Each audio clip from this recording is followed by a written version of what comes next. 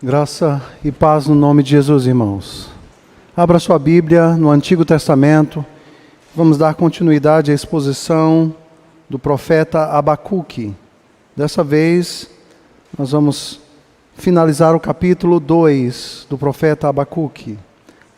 Profeta Abacuque, Antigo Testamento, dos versículos 4 até o final do final do capítulo 2. Não vamos ler o texto agora, um texto longo. Ao passo que eu for explicando o texto, nós vamos lendo todo o texto. Vamos nos colocar diante de Deus. Vamos orar mais uma vez, queridos. Oremos.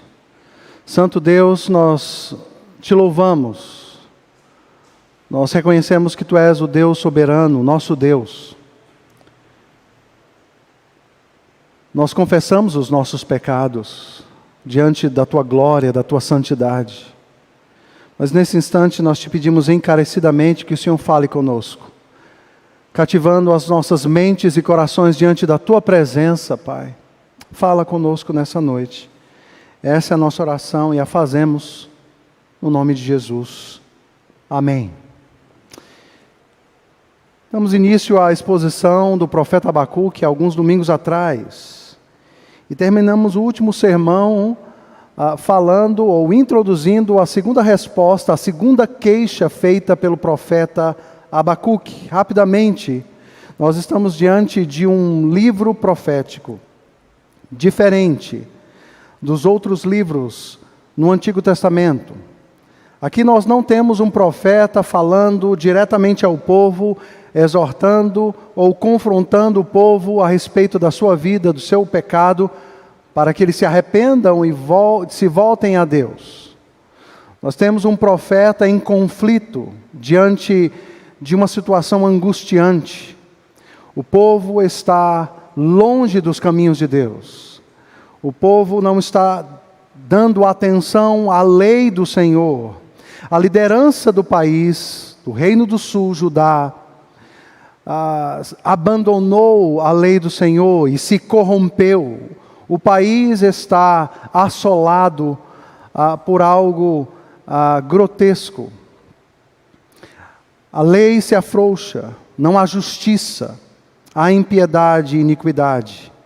E eis o profeta angustiado e clamando a Deus para que Ele, do alto céus, mude a situação do povo de Deus. Esta é a primeira queixa. Até quando, Senhor? Até quando eu clamarei ao Senhor e parece que o Senhor não vai me ouvir? Mas a resposta, ou a primeira resposta de Deus vem ao profeta Abacuque e o surpreende. Deus conhece muito bem o estado da nação, o estado do coração do seu povo. E Deus levantará uma nação. E essa nação, os caldeus, os babilônicos, se erguerão com todo o poderio militar e vão devastar as nações. Eles vão devastar Judá em 3 fases. E eles serão levados como cativos a uma outra terra. A reação do profeta não é em primeiro plano, uma reação de conformação. Mas ele está agora numa crise mais profunda e ele novamente questiona a este Deus. Como nós vimos no último sermão, o profeta não tem problemas em refletir a respeito do caráter soberano ou da vontade soberana de Deus. O seu problema está em conciliar o fato de que Deus é um Deus que escolheu um povo para ser seu, um povo santo. Ok? Este povo está em pecado, mas Deus irá usar de uma nação ímpia, cruel, brutal, para trazer a sua disciplina ao seu povo. Como um Deus santo pode se dar a fazer algo nesse nível?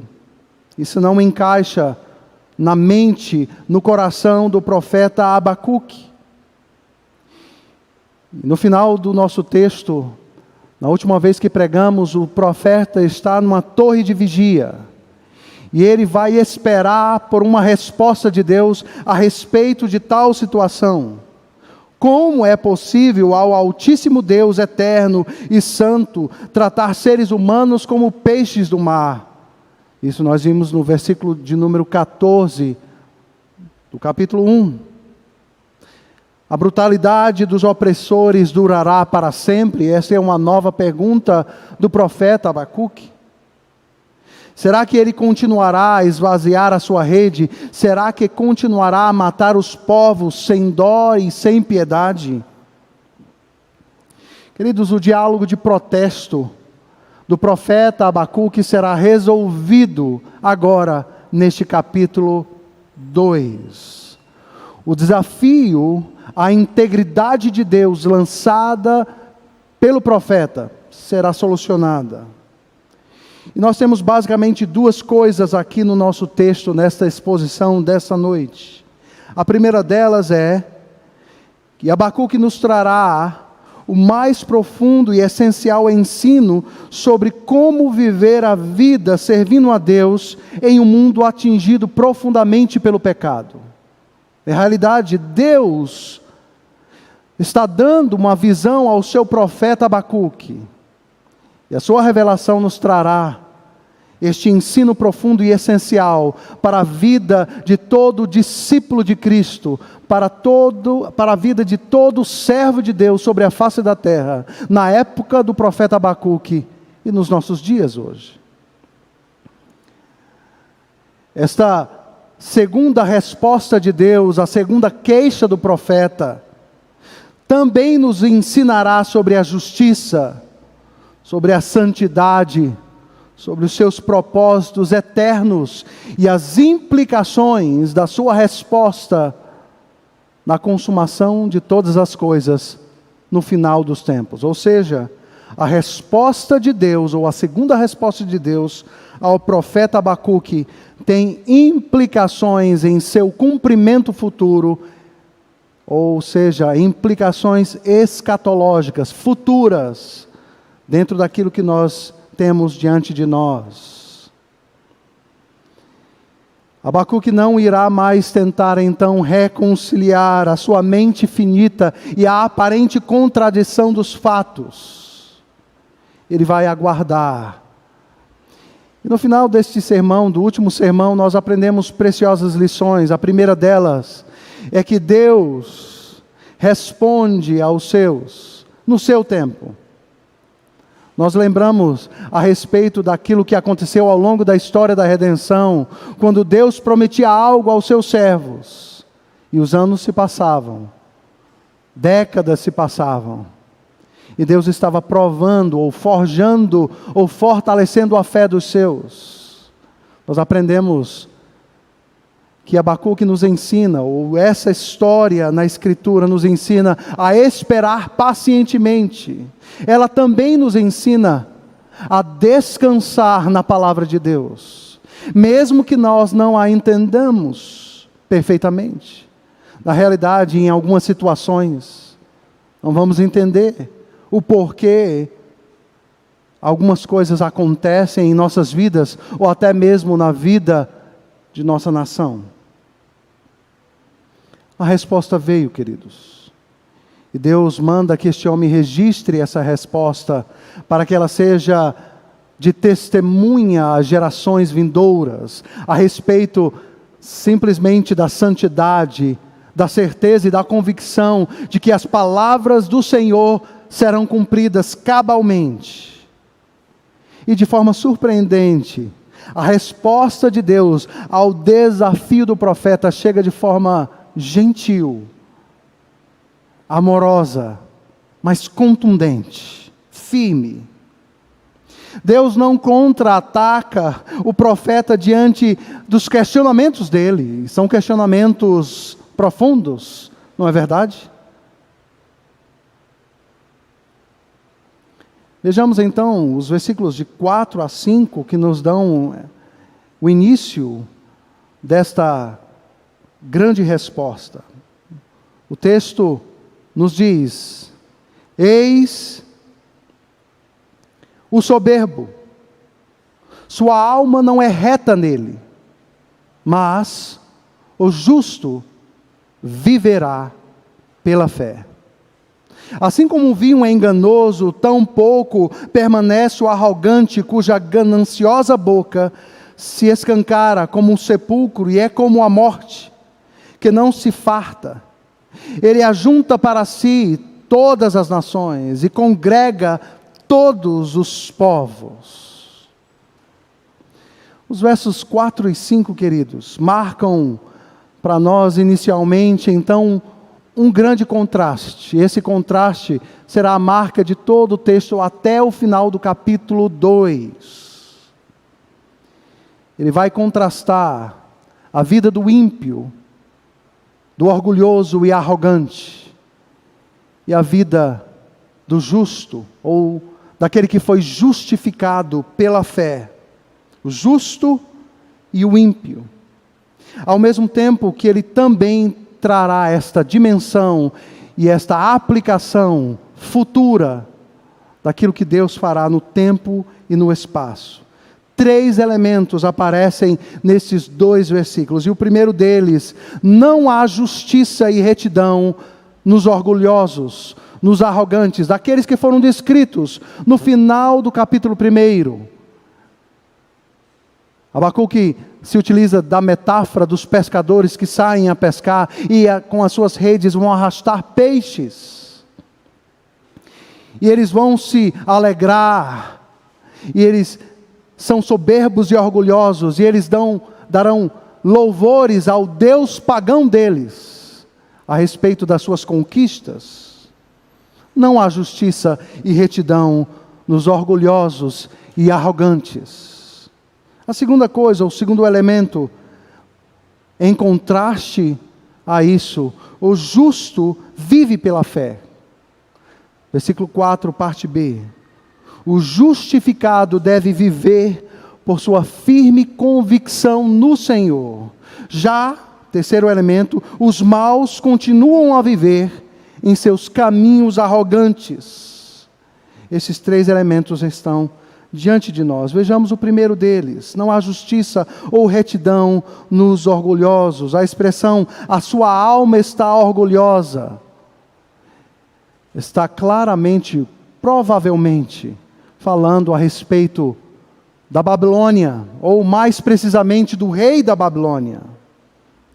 Os arrogantes e orgulhosos são autossuficientes, mas o justo aprende a viver na dependência de Deus. Os presunçosos e arrogantes, atos dos babilônicos, são previstos por Deus no final do capítulo 1. E tudo o que eles vão fazer naturalmente, como parte da sua natureza caída. Os babilônicos não farão nada, absolutamente nada, coagidos por Deus, mas eles o farão, ou farão aquilo que está no coração deles. Queridos, aqui há um grande ensino para todos nós a respeito deste grande primeiro elemento que aparece nesses primeiros versículos. E eis aqui uma marca do julgamento de Deus, inicialmente. Quando Deus simplesmente refreia a sua graça, o refrear da sua graça libera os homens para fazer aquilo que está no coração deles.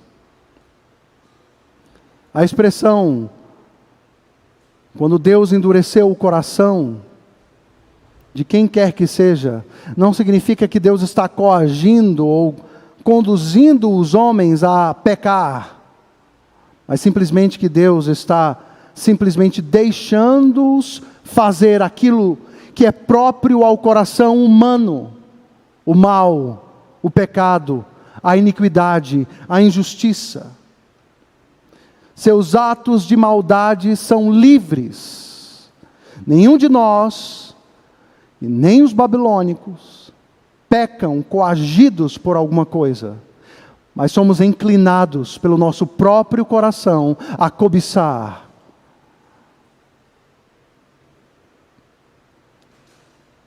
No entanto, Deus os conduzirá a realizar os seus eternos decretos, sem que a sua santidade seja manchada. Deus é soberano sobre os atos iníquos dos babilônicos, mas ao mesmo tempo eles são livres para fazer tudo aquilo que está condizente com a inclinação má de seus corações.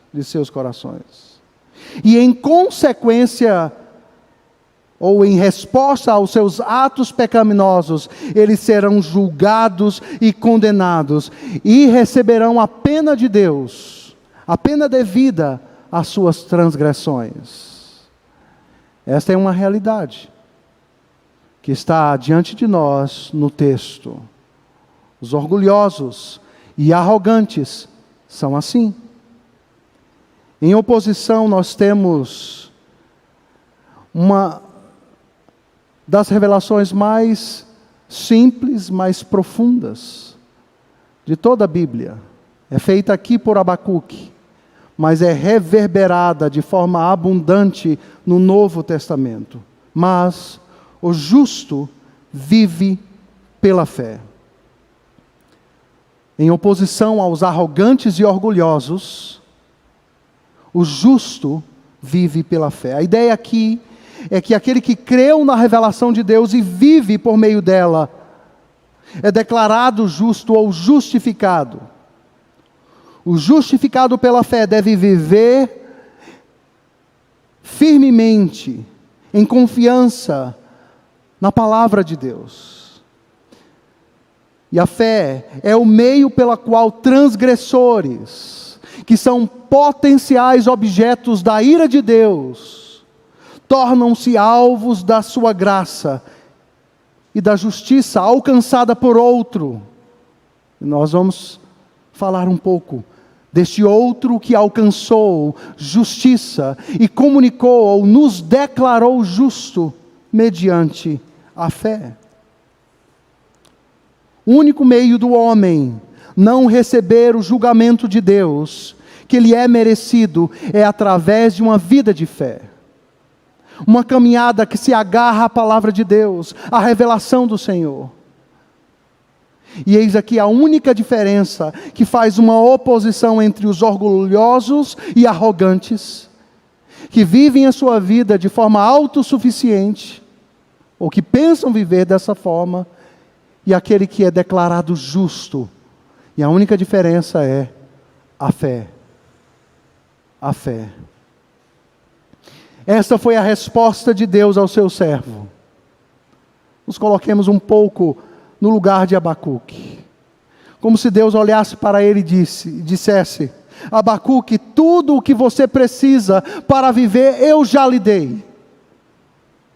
Creia nas minhas palavras. Caminhe nesta vida confiando que eu sou quem sou. Tudo está sob o meu controle. Simplesmente creia, Abacuque. Você não precisa entender tudo. Você não precisa fazer sentido de todas as coisas, de todas as tragédias ou catástrofes. Simplesmente creia na palavra de Deus. A minha graça te basta, Abacuque. E aqui qualquer semelhança não é mera coincidência.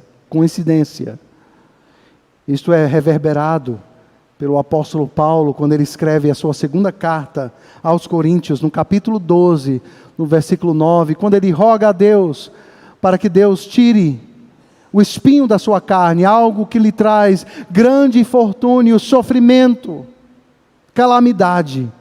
E Deus diz simplesmente não. Diz não, a minha graça te basta, Paulo. Essa é a mesma resposta. O justo viverá pela fé. Sobre esse trecho, como eu já havia dito, está o ensino da totalidade do Novo Testamento a respeito da vida cristã. Os autores do Novo Testamento enfatizaram que o povo de Deus é salvo e vive somente pela fé. Paulo, escrevendo aos Romanos, no capítulo 1, versículo 17, reverbera este ensino aqui do profeta Abacuque. Ele fala isso também em Gálatas, ele fala em Efésios, nós lemos isso em Hebreus, capítulo 11, verso 6. O tipo de fé que Abacuque descreve e que os autores do Novo Testamento promovem é a contínua confiança quando nos apegamos às suas promessas, à sua palavra, a despeito das circunstâncias. A despeito das circunstâncias. Eis aqui uma transição. Depois de revelar ao seu servo a resposta à crise de Abacuque, o justo viverá pela fé. Ele passa a se dirigir e a descrever com detalhes os tipos de injustiças realizadas por essas nações ímpias, na forma de 5 grandes oráculos. Ao longo desses 5 grandes oráculos, nós vamos ver Deus detalhando toda espécie de iniquidade que será feita pelos babilônicos sobre a face da terra. Os 2 primeiros oráculos falarão a respeito da opressão econômica, da devastação física que acontecerá sobre as nações e sobre o povo de Deus, Judá. O oráculo de número 3 nos trará uma condenação a respeito da violência e da brutalidade, da forma como os babilônicos destruirão as pessoas, derramando sangue, violência brutal, tentando então estabelecer um reino e uma cidade. O oráculo de número 4 nos falará a respeito da condenação daqueles que são os líderes dessa nação, e esses conduzirão os homens a toda espécie de devassidão, imoralidade sexual e bebedeiras. O 5º e último oráculo nos falará então a respeito da idolatria estabelecida por estes povos pagãos, em contraste ao Deus vivo que habita no santo templo. Vejamos então os 2 primeiros oráculos. Esses descrevem então a opressão econômica que a Babilônia está fazendo sobre as nações. Como os ricos e poderosos homens corruptos têm oprimido os menos favorecidos. Esses 2 primeiros oráculos nos falam o que acontecerá a eles no final, porque da mesma forma que eles despojaram as nações e devastaram, tomando posse de todas as coisas deles, assim eles serão despojados e saqueados. Isso tem o seu cumprimento na história. Porque a queda da Babilônia acontece no ano 539 antes de Cristo, por Ciro II, o imperador da Pérsia. E os persas devastaram com o seu exército o reino ou o império da Babilônia. Vejamos então os versos de 6 a 11. Não levantarão, pois, todos estes contra ele um provérbio, um dito zombador? Dirão: ai daquele que acumula o que não é seu, até quando? E daquele que a si mesmo se carrega de penhores. Não se levantarão de repente os teus credores? E não despertarão os que te hão de abalar? Tu lhe servirás de despojo, Babilônia, visto como despojaste as muitas nações, todos os mais povos te despojarão a ti, por causa do sangue dos homens e da violência contra a terra, contra a cidade e contra todos os seus moradores. Ai daquele que ajunta em sua casa bens mal adquiridos, para pôr em lugar alto o seu ninho, a fim de livrar-se das garras do mal. Vergonha maquinaste para a tua casa, destruindo tu a muitos povos. Pecaste contra a tua alma, porque pedra clamará da parede, e a trave lhe responderá do madeiramento. Eis aí os 2 primeiros oráculos e o decreto de Deus a respeito da devastação, daquilo que ocorrerá com a Babilônia, Vamos então ao terceiro oráculo, os versos de 12 a 14. Estes versos nos dizem: ai daquele que edifica a cidade com sangue e a fundamenta com iniquidade. Não vem do Senhor dos exércitos que as nações labutem para o fogo e os povos se fatiguem em vão? Pois a terra se encherá do conhecimento da glória do Senhor, como as águas cobrem o mar. Eis aí o decreto, ou o terceiro oráculo de Deus. E este nos fala sobre a condenação do mal e da violência, daqueles que exploram o trabalho humano, escravizando as pessoas, derramando o seu precioso sangue. Eles atropelaram todos os que vieram, ou os que viram pela frente. No entanto, o Senhor dos exércitos fará com que as estruturas sociais construídas sobre a violência e sobre o derramamento de sangue não permaneçam. Porque o Senhor dos exércitos estabelecerá uma cidade universal. E o verso 14 diz que essa cidade universal cobrirá a face da terra. A terra se encherá do conhecimento da glória do Senhor, como as águas cobrem o mar. Eis aqui um tema recorrente na Escritura Sagrada. Os babilônicos estabelecerão uma cidade pela violência, pelo derramamento de sangue. Mas a cidade universal, ou a habitação de Deus, será estabelecida pelo poder e pela glória de Deus. Essa faz parte do plano eterno de Deus, estabelecido antes da fundação do mundo, ou da criação dos céus e da terra. Ele foi colocado ali no jardim do Éden, o jardim templo, onde Deus vinha para habitar com os seus homem e mulher. Mas aquele era simplesmente um protótipo inicial de uma cidade universal. Este plano foi ameaçado e atacado, mas tudo estava sob controle. Deus vem ao encontro dos seus ao longo da história. Ele estabelece relacionamento e pacto com os seus ao longo da história. Abraão, Isaque, Jacó, Moisés, o povo de Israel. Deus manda construir um tabernáculo, onde Ele habitará no meio do seu povo. Deus manda construir um templo, onde a glória dEle desce sobre o templo. Cristo é a habitação de Deus, é Deus feito carne em nosso meio. Cristo estabelece toda a vontade de Deus e envia o seu Santo Espírito para habitar nos crentes, em todos aqueles que pela fé creem no seu nome.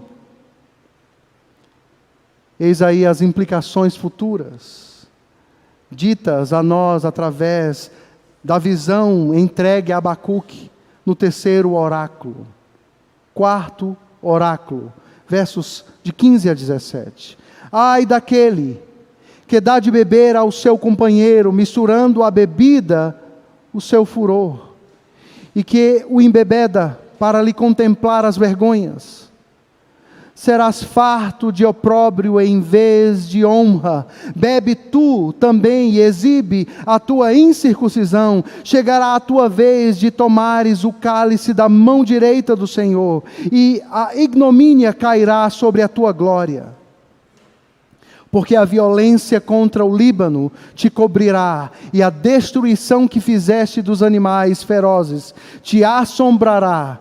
por causa do sangue dos homens e da violência contra a terra, contra a cidade e contra todos os seus moradores. Eis aqui aquilo que eu lhes falei, queridos. Estes que dominaram as nações, conduziram os povos à devassidão,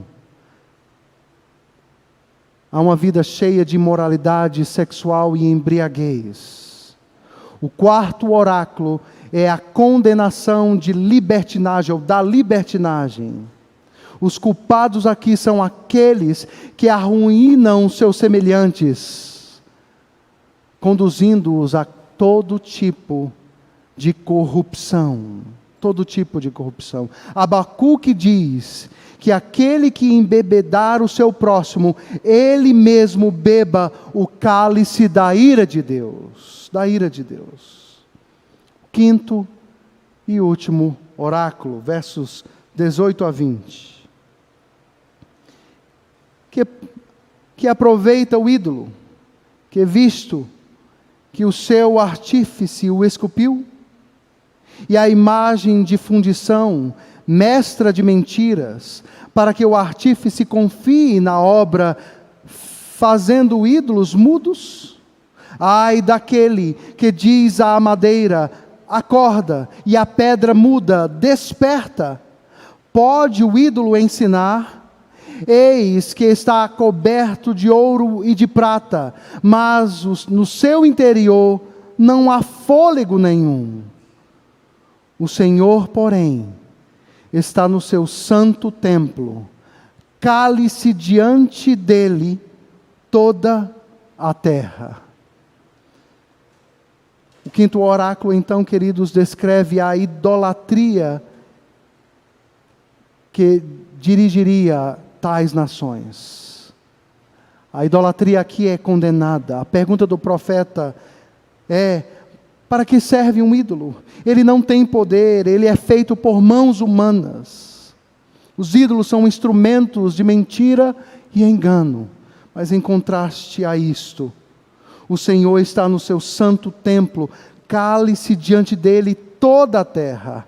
Há um tremendo contraste entre os ídolos pagãos, os ídolos mudos, inanimados, e o nosso Deus vivo.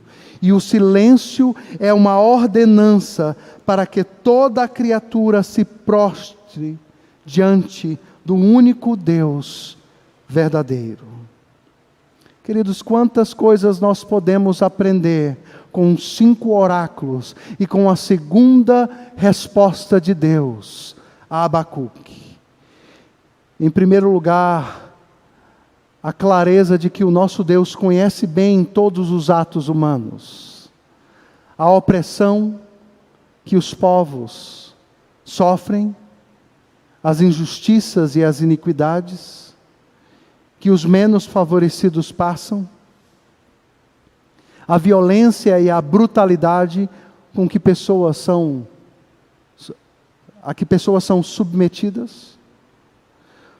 Porque as palavras de Deus, através do profeta, estão sendo dirigidas especificamente à Babilônia, mas elas se aplicam de forma geral a qualquer nação que se torna como Babilônia, usando do poder para oprimir, para destruir, para matar, para usar do seu poder para se embriagar, para devassidão, para adorar a outros deuses. Deus se revela como aquele que é o Senhor soberano sobre todas as coisas. Ele está conduzindo ao longo da história, nação após nação. Quando uma devora a outra, eles serão julgados por todo o mal e iniquidade que eles estão fazendo. Mas Deus é soberano, até mesmo sobre os seus atos ímpios. Mas ou toda essa história, ou toda a resposta de Deus a Abacuque, nos informa a respeito de um teste da fé, que nos leva a viver num mundo caído e atingido pelo pecado. Quando nós olhamos para a história da redenção, nós vimos a figura de Abraão, que foi testado em sua fé, de diversas formas, em diversos momentos. E ele fraquejou em sua fé em alguns momentos, mas Deus o fortaleceu, e ele creu, e ele foi justificado por sua fé. José, filho de Jacó, foi testado em sua fé, ao ser traído pelos seus irmãos. Por certo, ele fraquejou em sua fé, mas ele foi sustentado e fortalecido por Deus ao longo de mais de 20 anos. Moisés foi testado em sua fé, ao longo de sua vida, de sua peregrinação. Ele fraquejou em sua fé ao temer os inimigos, mas ele foi sustentado e fortalecido por Deus ao longo de sua vida. Ele abandonou o Egito, não ficando amedrontado com a ira do rei, pois permaneceu firme como quem vê aquele que é invisível, como nos diz o autor dos Hebreus. Ele foi justificado pela sua fé. O que dizer do povo de Israel, que foi testado na saída do Egito, na peregrinação no deserto, na terra prometida, na conquista da terra prometida? Eles foram testados em sua fé de diversas vezes, e muitas vezes fraquejaram, indo de rebelião a rebelião, mas Deus sustentou o remanescente fiel, e aqueles que creram e entraram na terra foram justificados pela fé. Pela fé. Os profetas do Antigo Testamento foram testados em sua fé. Cada um deles foi provado e por fim aprovado, e foram justificados. Isso nos leva a Cristo, que foi testado, tentado e aprovado. Pela fé em sua obra, na obra de Cristo, na sua morte e ressurreição, temos perdão, temos justificação, temos redenção, temos salvação. Como discípulos de Cristo, como igreja de Deus, temos sido provados em nossa fé. Eu não sei como está o seu coração hoje, mas eu sei que cada um de nós, de diversas formas, em diversos ambientes e situações, somos provados em nossa fé, somos tentados a abandonar a nossa fidelidade e se agarrar à palavra de Deus. Mas esse texto nos ensina a viver pela fé, porque o justo viverá pela fé. Queridos, Abacuque nos ensina tanto a humildade quanto a esperança que é provida numa direção apropriada à igreja ao longo dos séculos. Os caminhos de Deus são mais altos do que os nossos caminhos. Apenas a revelação de Deus pode ser o esteio firme e seguro para continuarmos em nossa vida, em nossa peregrinação neste mundo. E nós precisamos nos apegar aos conselhos de Deus. Sobre isso lemos nos escritos de João Calvino, um antigo pastor e pregador da palavra de Deus, o seguinte, abre aspas: todos que se entregam aos seus próprios conselhos merecem ser abandonados por Deus e deixados por Ele, para serem conduzidos para cima e para baixo, aqui e ali por Satanás. Pois a única segurança infalível para os fiéis é concordar e confiar na palavra de Deus. Na palavra de Deus. Por fim, a resposta de Deus, a segunda queixa de Abacuque, nos traz conforto e consolo diante das injustiças que experimentamos na vida. Você já passou por isso em algum momento da sua vida? Você já experimentou a injustiça? Abacuque nos ensina a confiar e a esperar pela justiça de Deus. Você já foi injustiçado? Você já foi ou tem sido vítima da maldade de outras pessoas? Você já foi tentado ou tem sido tentado a fazer justiça com as suas mãos? Pois o livro de Abacuque nos ensina a descansar na justiça de Deus, a entregar a nossa causa ao Senhor pacientemente, porque o justo viverá pela fé. Que Deus nos abençoe. Muito obrigado por nos acompanhar até o final deste vídeo. Para receber mais reflexões e ficar por dentro dos próximos conteúdos, te convidamos a seguir as nossas redes sociais que estão na descrição. Alguns vídeos aparecerão na tela caso queira continuar nos assistindo. Abraço e até a próxima.